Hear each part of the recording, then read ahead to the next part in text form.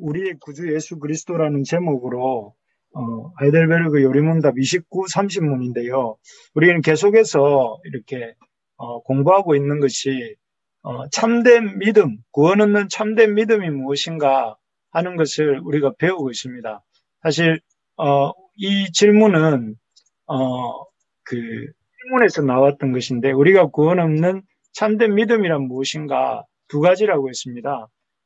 그리스도께 하나님께서 그의 말씀을 통해서 주신 진리에 대한 확실한 지식과 또 하나는 그 하나님이 주신 확실한 성경 지식의 기초에서 그 성령이 우리 속에서 일으키신 굳은 신뢰라고 했습니다. 그래서 참된 믿음은 두 가지로 구성이 됩니다. 첫째는 하나님 주신 말씀에 대한 확실한 지식과 또 그 확실한 지식에 대해서 성령께서 우리에게 일으키신 굳은 신뢰, 이 지식과 신뢰라고 할 수 있죠. 그래서 이런 굳은 신뢰, 성경에 기초한 굳은 신뢰를 이렇게 구원 얻는 참된 믿음이라고 할 때, 먼저 필요한 것이 하나님이 주신 성경 진리에 대한 확실한 지식이 필요한데, 이 확실한 지식이 잘 요약되어 나타나 있는 것이 사도신경입니다. 그래서 이 사도신경에 보면 하나님과 또 이 성부 하나님과 성자 예수님과 성령 하나님에 대한 이런 바른 지식들이 나오는데, 지난 2주간은 우리가 이런 성부 하나님에 대한 지식을 살펴보았습니다. 그것이 26문이었습니다. 26문에 보면 전능하신 성부 하나님, 천지의 창조주를 나는 믿사오며, 이런 첫 문장이죠. 사도신경의 첫 문장에서 우리는 세 가지 성부 하나님에 대해서 믿어야 될 것들을 세 가지를 나누었습니다. 첫째는 성부 하나님은 무에서, 아무것도 없는 중에서 모든 것을 창조하신 분이다 하는 것이었죠. 그래서 우리가 생각해 볼 때 이 우주 만물이 저절로 생겨난 것처럼 생각을 합니다. 그래서 자연이라고 하죠. 자연, 스스로 자자에 그러할 연자. 그래서 이 자연 만물이 스스로 생겨났다 이렇게 말을 하는데, 사실 우리는 뭐라고 고백하느냐면은 아무것도 없는 중에서 하나님이 모든 것을 창조하신 것이다, 스스로 존재하는 것이 아니라고 믿습니다. 그래서 창조주 성부 하나님은 이 세상의 모든 만물을 창조하신 분이다 하는 것이 첫 번째였습니다. 두 번째는 뭐라고 하셨냐면은 하나님은 천지 만물을 창조하시고 이렇게 한 발 물러서셔서 이렇게 뒷짐지고 계시는 기계 제작공 같은 분이 아니라, 성부 하나님은 이 모든 만물을 창조하시고 그것을 영원한 작정과 섭리로서, 하나님의 섭리로서 그것을 보존하고 다스리시는 분이다 하는 것입니다. 그래서 이 세상 만물은 요즘 우리 예레미야서를 통해서 보는 것처럼 하나님께서 이 열방들을 블레셋을 통해서 바벨론을 통해서 애굽을 이렇게 치시기도 하시고, 또 애굽을 통해서 블레셋을 치시기도 하시고, 또 그러면서 모압도 다스리시는, 마치 장기판에 말을 사람이 갖고 이렇게 움직이는 것처럼 하나님께서 열방을 이렇게 다스리시는 것을 우리가 예레미야를 통해서 보고 있는데, 이것처럼 하나님은 그 창조하신 만물을 여전히 보존하고 다스리신다 하는 것입니다. 그리고 세 번째가 뭐냐면은, 이것이 정말 중요한 것인데, 그것은 우리가 예수 그리스도, 그의 아들 예수 그리스도 때문에 창조주 성부 하나님이 나의 하나님이 되고 나의 아버지가 되셨다 하는 것입니다. 그래서 하나님께서 이 성부 하나님이 창조주이시고 그것을 보존하고 다스리시는 분이실 뿐만 아니라, 예수님 때문에 그분이 나의 하나님과 나의 아버지가 되셨다 하는 것입니다. 이게 뭘 의미하느냐면은, 창조주 하나님과 나와 상관이 있는 사람이 존재가 되었다, 상관이 있게 되었다 하는 것이죠. 그래서 그렇게 된 결과 어떤 일들이 일어나게 되느냐면은, 여기에 보면 우리 빨간 부분, 여기 지금 제가 밑줄 치는 이 부분을 우리 같이 한번 읽어봅시다. 시작. 그가 나의 몸과 영혼에 필요한 모든 것을 채워주시며 이 눈물 골짜기 같은 세상에서 당하게 하시는 어떠한 악도 협력하여 선을 이루게 하실 것을 나는 조금도 의심치 않습니다. 여기에 보시면 이 나의 아버지요 나의 하나님이 되셨기 때문에 나의 몸과 영혼에 필요한 모든 것을 어떻게 하신다고 했습니까? 채워주신다. 그래서 우리가 이 땅에 사는 동안에 우리의 몸과 우리의 영혼에 필요한 모든 것을 채워주신다고 말씀하십니다. 할렐루야. 여러분, 우리의 삶이 우리의 필요를 주님이 다 채워주십니다. 그리고 이 눈물 골짜기 같은 세상에서 당하게 되는 모든 악도 합력하여 선을 이루게 하신다. 이렇게 말씀하세요. 그래서 하나님께서는 우리로 하여금 이 땅을 살아가는 동안에 나의 하나님, 나의 아버지가 되셔서 사실 우리 인생길 눈물 골짜기 같은 인생 아닙니까? 지금도 참 우리가 생각하지 못했던 어려움들의 참 연속적으로 우리를 찾아오는데 그 대표적인 사람이 누구냐면은 지난주에 배웠던 것처럼 욥 같은 사람입니다. 욥은 말할 수 없는 이런 고난을 겪지 않습니까? 어떤 사고로 자식들을 한날에 잃어버리기도 하고 또 심지어 자기 몸에 병이 생기기도 하고 또 이런 아내가 떠나가기도 하고 얼마나 그 참 힘든 상황에 고난의 골짜기, 눈물 골짜기에 굴러떨어졌습니까?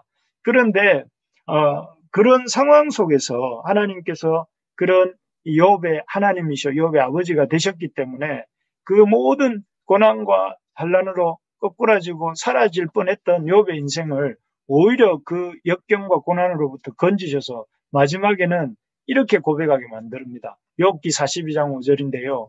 내가 주께 대하여 귀로 듣기만 하였사오나 이제는 눈으로 주를 배웁나이다. 만약에 하나님이 그의 아버지가 아니고 그의 하나님이 아니었다면 그 고난 때문에 욥은 완전 참 주저앉아 버리고 아무것도 이렇게 얻지 못하고 낙심했을지도 모릅니다. 그런데 하나님이 욥의 아버지가 되시고 하나님이 되셨기 때문에 욥에게 참 이런 영광, 눈으로 하나님을 주를 보게 되는, 주를 뵐 수 있는 그런 영광, 그를 보여주신 거죠. 그래서 앞에서 말했던 것처럼 눈물 골짜기 같은 인생길에서 하나님께서는 우리가 당하는 모든 악과 고난을 당신의 손으로 다 다듬으셔서 다 합력하여 선을 이루시는 것입니다. 할렐루야. 놀랍지 않습니까? 여러분, 이 믿음 밖에 당하는 고난은 그냥 고난일 뿐입니다. 그러나 믿음 안에서 우리가 겪게 되는 고난은 오히려 그 고난을 통해서 하나님을 만나는 기회가 되는 것입니다. 그래서 유한하고 죄 많은 또 문제 많은 이 죄인인 우리가 오히려 그 고난을 통해서 어려움을 겪지만 그 어려움을 통해서 예수 그리스도로 말미암아 하나님이 우리 아버지가 되시기 때문에 그런 어려움을 통해서 하나님을 만나게 되고 하나님의 영광을 보게 된다는 것입니다. 이것이 우리가 이 땅을 살아가는 동안 바울이 말한 것처럼 항상 기뻐해야 될 이유인 것입니다. 비록 지금 우리의 삶의 상태가 기뻐할 일보다는 힘든 일이 더 많고 또 희망이 보이기보다는 절망스럽고 또 이렇게 참 여러 가지 문제들이 이 난항을 겪고 있다 할지라도 우리가 기뻐할 수 있는 이유가 무엇입니까? 우리가 기뻐할 수 있는 이유는 우리 하나님이 우리 아버지시기 때문에 그렇습니다. 우리 하나님이 우리 아버지시기 때문에 그분이 우리의 하나님이시기 때문에 우리의 모든 이 눈물 골짜기 같은 인생길에서 우리와 함께 해주시고 우리가 겪게 될 모든 그 악과 고난을 참 바꾸셔서 기쁨과 찬송으로 바꾸어 주실 것을 약속하셨기 때문에 우리가 기뻐할 수 있는 줄 믿습니다. 사람 때문이 아니고 우리가 갖고 있는 어떤 가능성 때문이 아니라 하나님이 우리의 아버지시기 때문에 하나님이 우리의 필요를 채우시고 우리의 모든 인생을 붙들고 계시기 때문에 이것이 우리에게 기쁨인 줄 믿습니다. 아멘. 그래서 이런 사실을 우리가 안다면 우리가 어떻게 살아야 되겠는가? 그것이 28문에 나옵니다. 28문. 28문에 보면 뭐라고 되어 있습니까? 파란색 부분에 보니까 어떠한 역경에서도 뭐 한다고요? 인내하고 또 형통할 때는 또 어떻게 한다고요? 내가 잘난 것처럼 교만한 것이 아니라 감사하고 또 장래일에 대해서도 걱정하고 염려하고 절망하는 것이 아니라 우리가 어떻게 될까? 내년에는 어떻게 될까? 한 달 후에는 어떻게 될까? 이렇게 하는 것이 걱정하고 염려하는 것이 아니라 하나님 아버지를 굳게 신뢰하며 역경에 인내하고 형통할 때 감사하고 또 이 장래일에 대해서는 신뢰할 수 있는 것. 그 이유가 무엇입니까? 그것은 하나님이 우리의 아버지시기 때문에 하나님의 그 사랑으로부터 그 어떤 것도 우리를 끊을 수 없다고 확신하기 때문에 그렇습니다. 그래서 여러분, 우리가 어떠한 상황에 놓였다 할지라도 감사할 수 있기를 바랍니다. 우리가 참 힘들고 어려운 상황에 있다 할지라도, 마치 사도행전 16장에 보면 사도 바울이 복음 전하다가 오히려 감옥에 갇히지 않습니까? 빌립보 감옥에 갇혀서 죽도록 두드려 맞고 이렇게 한밤중에 고통 때문에 잠을 못 이루어서 이렇게 일어나게 되었을 때 그들이 뭘 했습니까? 불평하고 원망했습니까? 자기를 고발한 그 점치는 여종들의 주인을 저주했습니까? 아닙니다. 그들이 한 일이 뭐예요? 한밤중에 일어나서 여호와를 찬양했습니다. 주님의 그 증인이요, 고난받을 만한 증인으로 여겨주신 것에 대해서 감사하면서, 사실 바울은 이런 하나님에 대한 절대적 신뢰가 있는 사람이었던 것 같아요. 그러니까 찬양을 하니까 놀랍게도 그 속에서 막 큰 역사가 일어나는데, 우리가 어떠한 경우에도 우리의 아버지가 되신 하나님을 믿음으로 기뻐하고 또 소망을 가지고 인내할 수 있는 우리 모두가 되기를 바랍니다. 그래서 제가 이번에도 이 감사 노트 적자 이런 말씀 드렸습니다. 감사할 만한 일이 있어서 감사하는 것이 아니라 감사하기 때문에 또 이렇게 기뻐할 수 있는 줄 믿습니다. 그래서 여러분, 어렵지만 바쁘지만 우리 짬을 내어서 참 하나님에 대해서 하루 지나면서 하나님이 내 가운데 이루어 주신 일들을 이렇게 돌아보면서 감사할 수 있기를 바랍니다. 오늘은 그래서 여기까지가 우리 지난주 공부했던 성부 하나님에 대한 이야기입니다. 오늘은 29문으로 이제 사도신경 중에서도 성자 예수님에 대한 고백입니다. 그래서 29문 앞에서 우리가 읽었지만 이 예수님에 대해서, 우리 원래 사도신경의 첫 문장이 이렇게 되지 않습니까? 그의 외아들 우리 주 예수 그리스도를 믿사오니 하면서 예수님에 대한 고백으로 넘어갑니다. 사도신경 두 번째 문장부터. 그런데 이 사도신경 두 번째 문장에 대해서 우리가 한번 생각을 해보려고 합니다. 그래서 사실 예수님에 대한 명칭이 여기 이 사도신경 첫 문장에 보면 네 가지가 나옵니다. 첫 번째 외아들, 독생자라고도 하죠. 그다음에 주, 그리고 두 번째가 주, 세 번째가 예수, 그리고 네 번째가 그리스도라는 이 네 가지가 있는데, 이번 주에는 여기 중에서도 예수 그리스도, 우리의 주 예수 그리스도에 대해서 한번 보려고 합니다. 사실 예수라는 말, 우리 너무 예수님 많이 부르다 보니까 잘 알고 너무 익숙하다 보니까 무감각할 때가 많은데요. 이 예수 그리스도라는 말은, 이 예수란 말은 구원자란 뜻이죠. 이 구원자라는 뜻은, 예수라는 말은 하나님이 직접 지어주신 이름입니다. 그래서 마태복음 1장 21절에 보면 이런 하나님께서 천사 가브리엘을 통해서 요셉에게 주시는 말인데, 우리 한번 마태복음 1장 21절 같이 한번 읽어보겠습니다. 시작. 아들을 낳으리니 이름을 예수라 하라. 이는 그가 자기 백성을 그들의 죄에서 구원할 자이시니라. 이것은 사실 성경에 나타난 예수님의 이 이름인데, 예수님의 첫 번째 예수님에 대한 계시인데, 사실 구약 성경에는 예수님에 대한 호칭이 많습니다. 예를 들어서 아담에게 예수님에 대한 약속을 주실 때 하나님 뭐라고 말씀하셨냐면은 여자의 후손이다, 이렇게 말씀하세요. 창세기 3장 15절에 보면. 그리고 또 모세 때에 이 예수님에 대해서 계시를 할 때는 뭐라고 했냐면은 모세와 같은 선지자, 나와 같은 선지자라고 이렇게 민수기 18장에 보면 또 나옵니다. 그리고 또 사무엘서에 보면 예수님을 누구라고 소개하느냐면 다윗의 후손, 이렇게 표현을 합니다. 그런데 이사야는 또 여호와의 종, 이렇게 예수님을 표현하죠. 그런데 하나님께서 예수님을, 성자 하나님이신 예수님을 이 땅에 보내시면서 이 하나님이 일컬은 그 성자 하나님, 사람의 몸을 입고 오시는 성자 하나님의 호칭을 하나님은 뭐라고 불리워지기를 원하셨냐면은 그 이름을 예수라 하기를 원하셨어요. 그래서 요셉에게도 지금 이렇게 말씀하시고, 누가복음 1장 31절에 가보면 마리아에게도 그 이름을 예수라 하라 라고 이렇게 말씀하세요. 그래서 앞에도 말씀드렸지만 이 예수라는 이름의 뜻은 다른 게 아니라 바로 그 구원할 자, 여기 뒤에 나오지 않습니까? 자기 백성을 그들의 죄에서 구원할 자, 구원자란 뜻이에요. 구원자. 예수의 이 이름의 뜻이 무엇이냐면은 구원자가 되신다 하는 것입니다. 그래서 사실 하나님께서 이렇게 예수님에 대해서 우리가 제일 먼저 가져야 될 그런 그 지식으로 예수님이 구원자다 하는 사실, 예수님이 이 땅에 오신 성자 하나님은 우리를 죄에서 구원하시는 구원자다 하는 것을 무엇보다 먼저 분명히 알기를 원하셨다 하는 것입니다.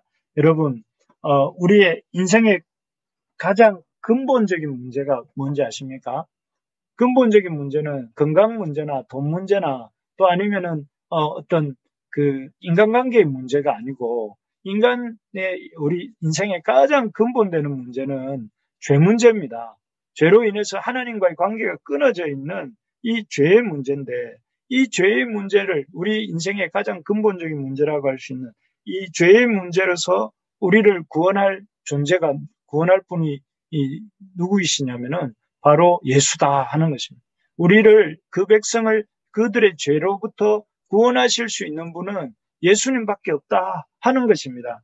여러분 그래서 이 사도행전 4장 12절에 보면 다른 이로서는 구원을 받을 수 없나니 천하 사람 중에 구원을 받을 만한 다른 이름을 우리에게 주신 일이 없다. 그래서 우리가 구원 얻을 수 있는 유일한 길은 바로 구원자가 되시는 우리 예수님을 믿는 것이다 하는 것입니다. 그래서 사실 이것이 하나님이 성자 예수님을 통해서 우리에게 주시고자 하시는 가장 중요한 또 가장 첫 번째 메시지입니다. 그것은 바로 인간, 죄인인 인간. 그래서 그 죄로 인해서 그의 죄책인 사망과 죄의 오염과 부패로 말미암아 영원히 육체적으로도 죽고 영적으로도 죽고 영원히 심판받을 수밖에 없는 우리를 그 인생의 근본 문제인 죄로부터 건져 주실 수 있는 분, 구원해 주실 수 있는 분, 그분은 바로 예수님밖에 없다 하는 것입니다. 우리가 예수님을 통해서만, 예수님의 십자가와 부활을 통해서만 우리가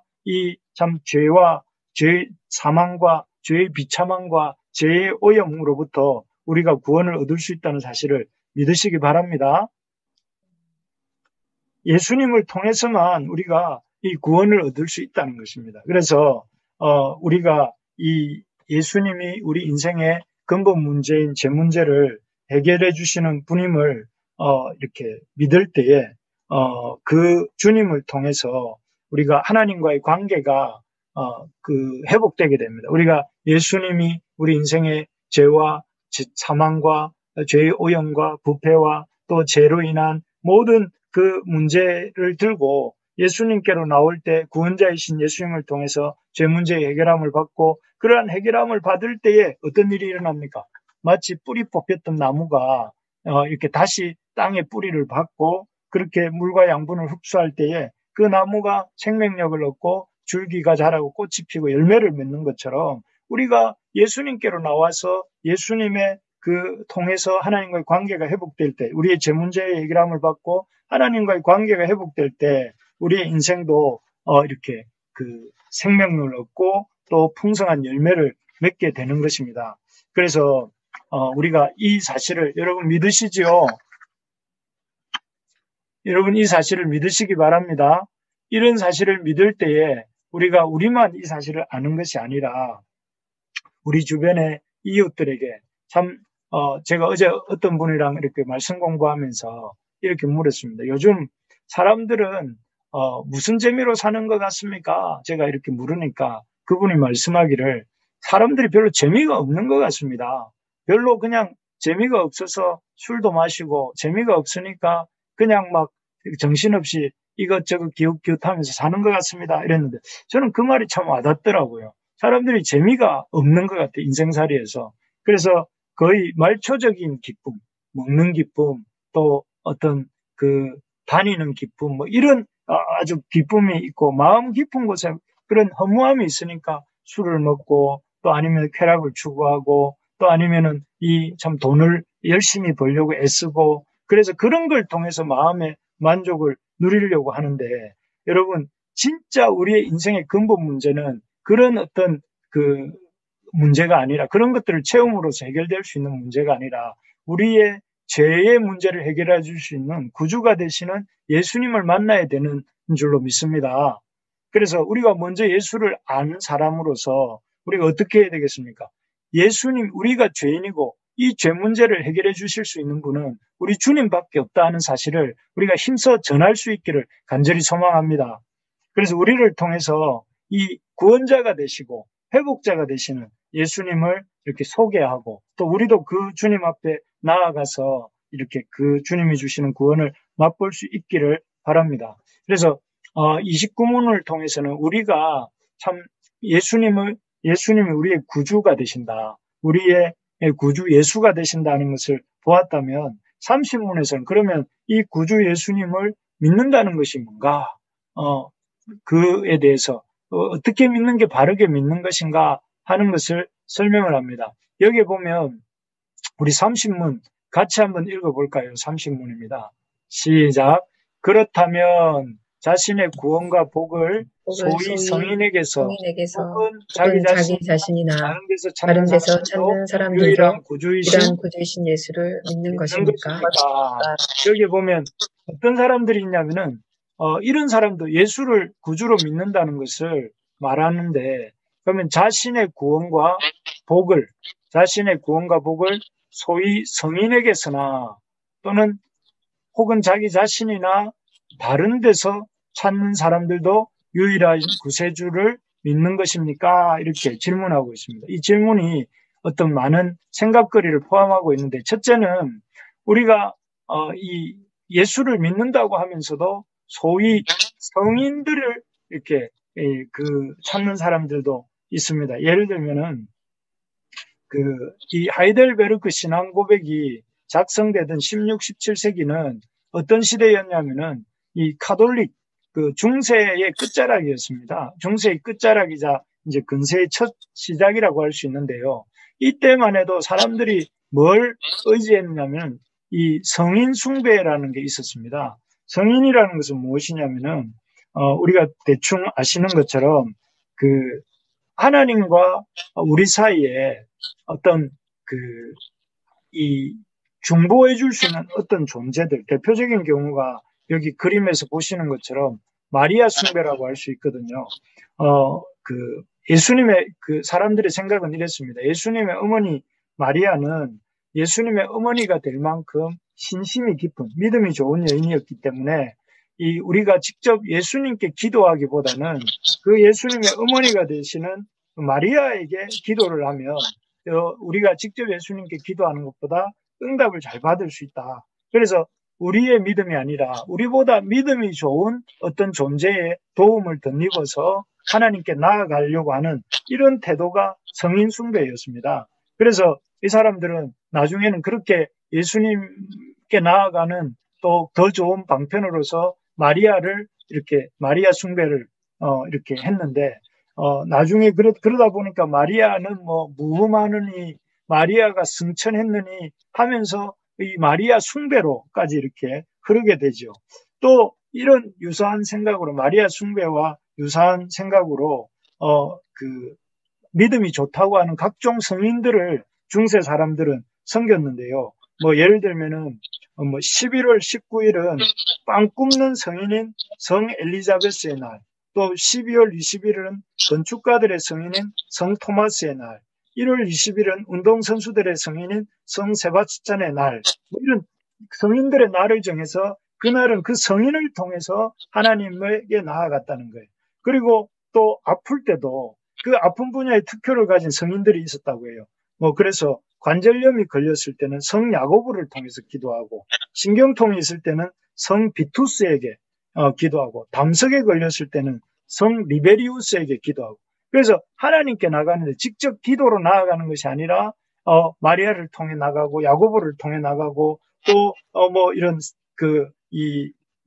병이 걸렸을 때도 어떤 각종 성인들을 등장시켜서 이렇게 하나님께 나아갔다는 거예요. 결과적으로 이러한 어떤 성인 숭배는 이렇게 하나님이 세우신 유일한 중보자이신 예수 그리스도가 아니라 인간 존재들, 이 성모라고 불리는 마리아나 또 성인이라고 불리는 각종 그런 믿음의 그 사람에 불과한 존재들을 이 하나님과 사람 사이의 중보자로 예수님의 자리를 그들에게 내어주고 믿었던 것입니다. 지금 생각해 보면 참 어처구니가 없는 일이죠.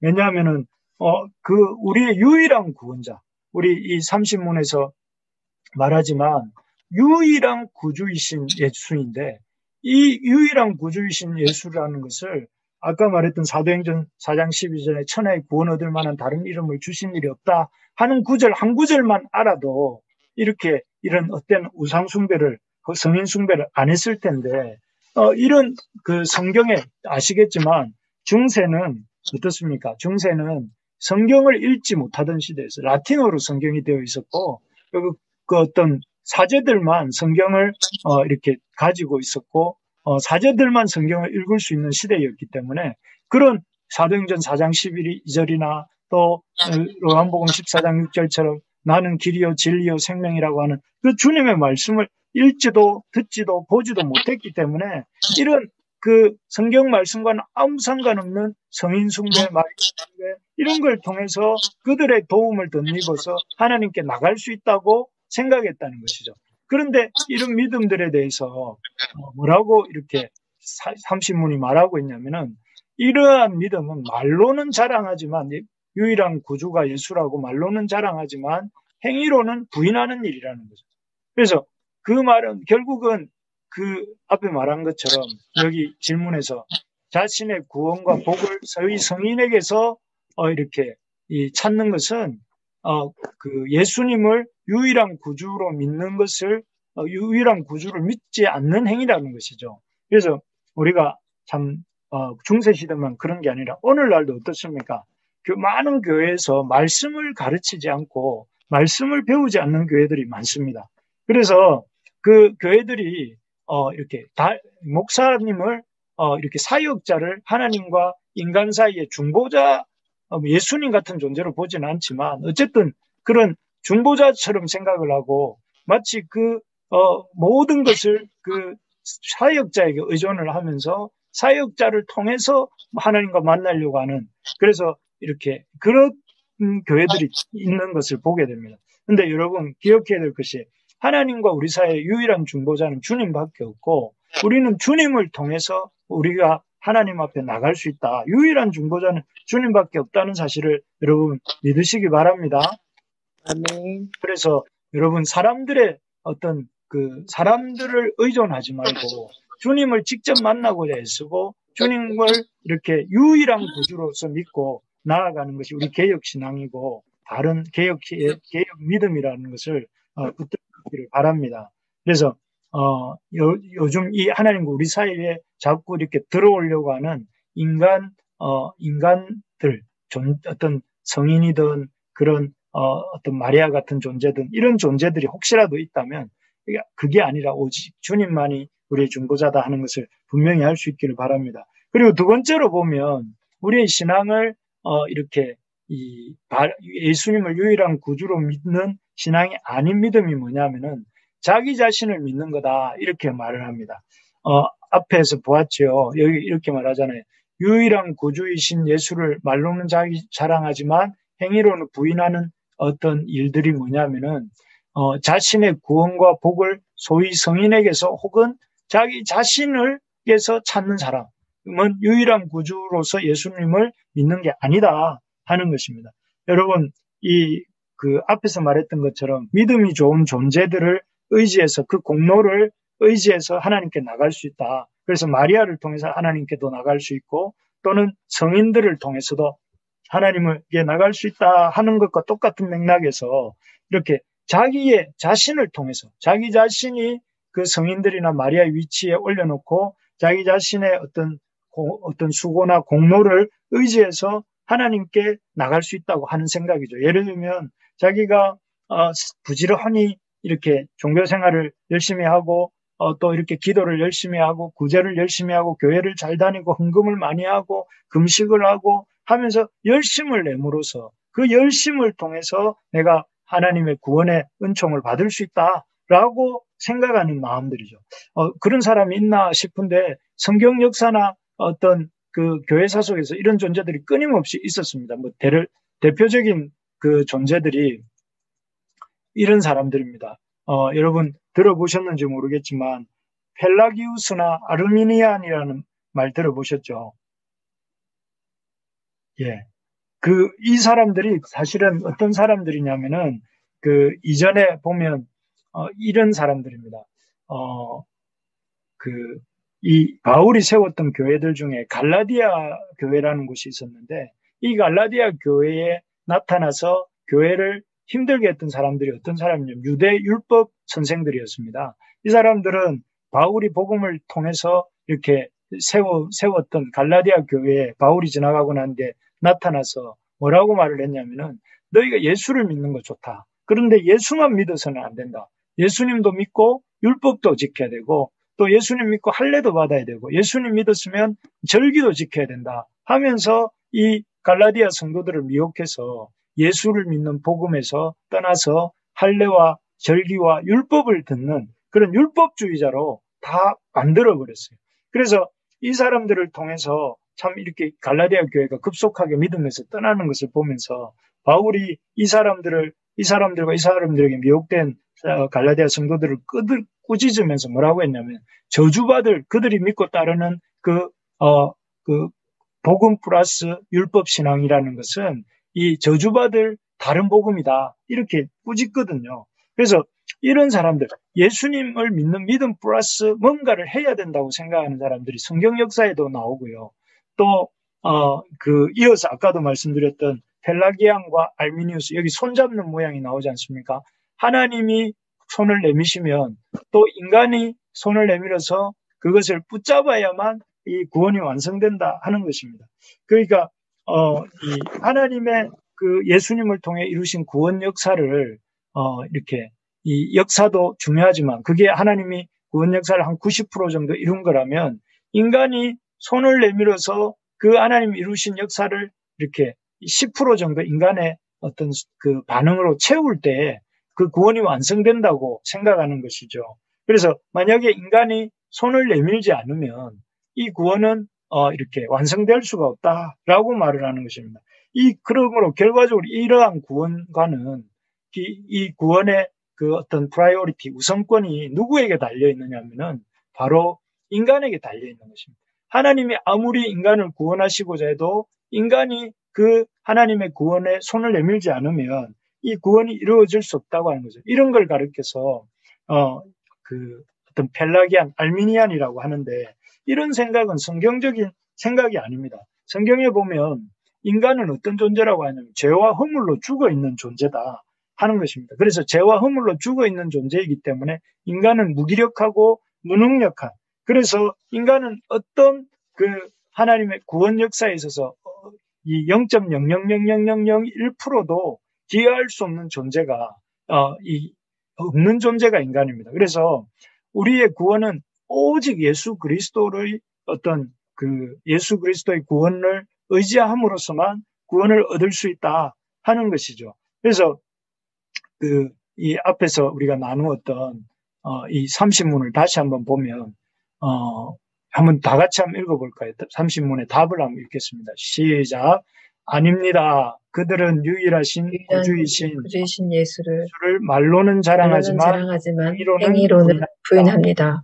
예수가 완전한 구주가 아니든지 아니면 참된 믿음으로 이 구주를 영접하니 그들의 구원에 필요한 모든 것을 그에게서 찾든지 둘 중에 하나만 사실입니다.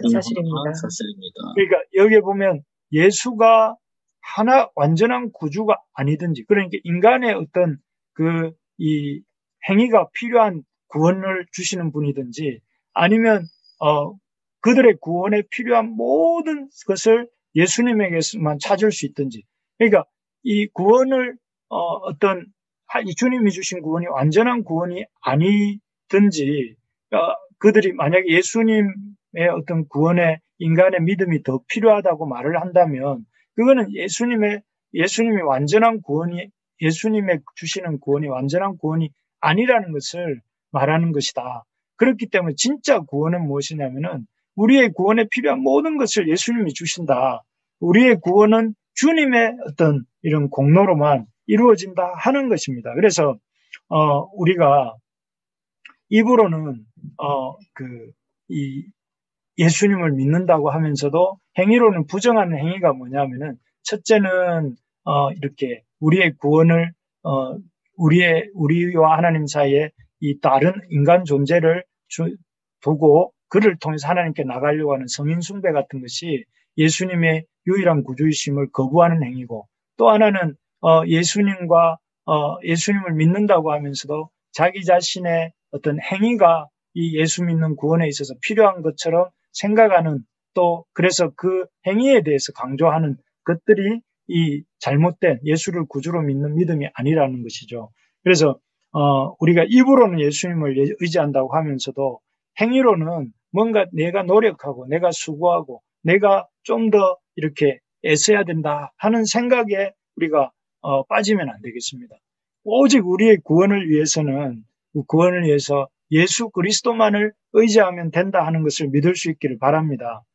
그렇게 될 때 어떻게 될까요? 오직 우리의 구원을 위해서 예수 그리스도만을 의지할 때에 먼저는 우리의 무능력함과 또 우리의 이 무력함 때문에 절망하지 않겠죠.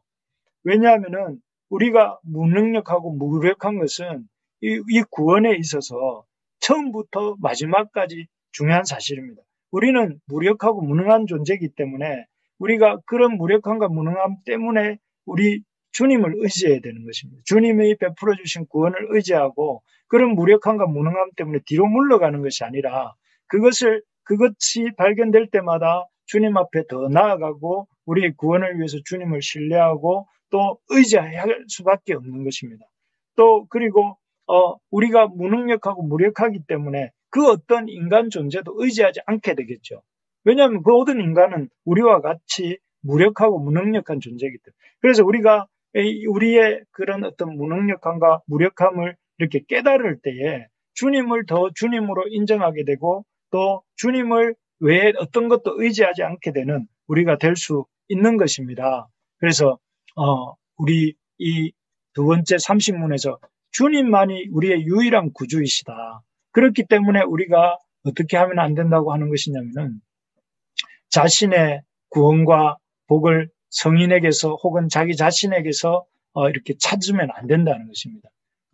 우리의 그 구원을 위해서 사람을 의지하거나 자기 자신을 의지하면 안 된다 하는 것이죠. 그래서 우리가 오직 의지해야 될 것은 무엇이냐면은 우리의 유일한 구주이신 예수님을 의지하는 것. 그리고 그분이 우리의 구원에 필요한 모든 것을 우리에게 주시는 분이라는 것을 인정하는 것. 그것이 우리의 바른 믿음이라는 것입니다. 말씀을 마무리하겠습니다. 예수님은 어떤 분이신가 하면 예수님은 우리를 우리의 죄에서 구원하실 이 구주 예수이신 것을 믿으시기 바랍니다. 그래서 예수님은 우리의 죄로부터 건지실 수 있는 유일한 분, 그 유일한 분은 우리 주님밖에 없음을 인정할 수 있기를 바랍니다.